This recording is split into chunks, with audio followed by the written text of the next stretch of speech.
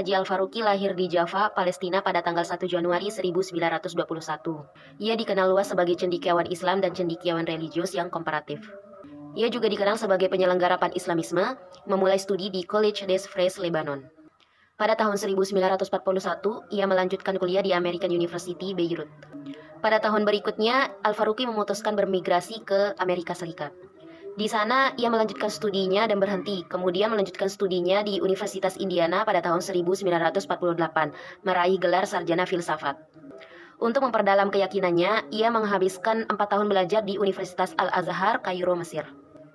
Di antara bukunya yang terpenting adalah Tauhid, Its Implication for Talk and File pada tahun 1982. Buku ini mengupas tentang Tauhid secara lengkap. Tauhid tidak hanya dipandang sebagai ungkapan lisan, bahkan lebih dari itu. Tauhid dikaitkan dengan seluruh aspek kehidupan manusia, baik itu segi politik, sosial, maupun budaya. Dalam buku Islamization of Knowledge, General Principle and Work Plan, pada tahun 1982, walaupun ukurannya sangat sederhana, namun menampilkan pikiran yang cemerlang dan sangat kaya, serta patut dijadikan rujukan penting dalam masalah islamisasi ilmu pengetahuan. Di dalamnya terangkum langkah-langkah apa yang harus ditempuh dalam proses islamisasi tersebut. Tetapi sangat disayangkan, aktivitas Al-Faruqi dan kepeyawannya harus berakhir dengan peristiwa yang sangat tragis. Ia meninggal dunia pada tahun 1986 bersama istrinya Lamia Al-Faruqi dalam peristiwa pembunuhan secara brutal oleh orang yang tak dikenal di rumah mereka, Wyncote, Philadelphia. Misteri pembunuhan itu berkaitan erat dengan kecamnya terhadap Zionisme Israel serta dukungannya kepada rakyat Palestina yang merupakan tanah airnya. Al-Faruqi tentang politik tidak dapat juga dipisahkan dengan pemikirannya tentang tauhid. Al-Faruqi menekankan sebagai negara ummah, lebih tepat jika disebut dengan khalifah atau imamah.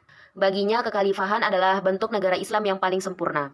Al-Faruqi berpendapat bahwa khalifah itu bertanggung jawab untuk melindungi keragaman.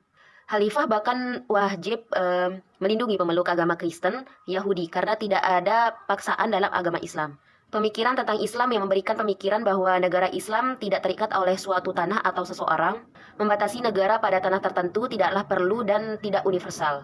Dalam Islam, kedaulatan itu adalah kepunyaannya Allah.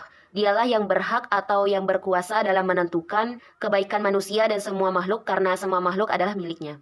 Pemimpin atau khalifah negara Islami adalah pelaksana yang ditunjuk oleh ahli hukum untuk memimpin rakyat dan melaksanakan hukum Allah. Kebebasan memiliki hakikat beragama Islam adalah menyadari bahwa kita adalah hamba Allah. Hal ini bertolak belakang dari makna kemakhlukan manusia dengan semua makhluk yang lain. Hanyalah dia yang bebas, tetapi kebebasan itu sendiri untuk memenuhi atau mengingkari ketentuan ilahi juga merupakan kehendak ilahi. Kebebasan manusia merupakan karunia termahal dari Allah.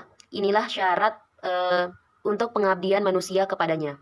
Al-Faruqi beranggapan bahwa sebuah kedaulatan terletak bukan di tangan individu, tetapi ada di tangan Tuhan. Pada kenyataannya, khalifah terwujud untuk membuat warga negara dapat memenuhi perintah Tuhan. Karena itu tidak dapat diterima pemisahan antara negara dengan fungsi kepatuhan kepada perintah, kemauan, dan kehendak Tuhan.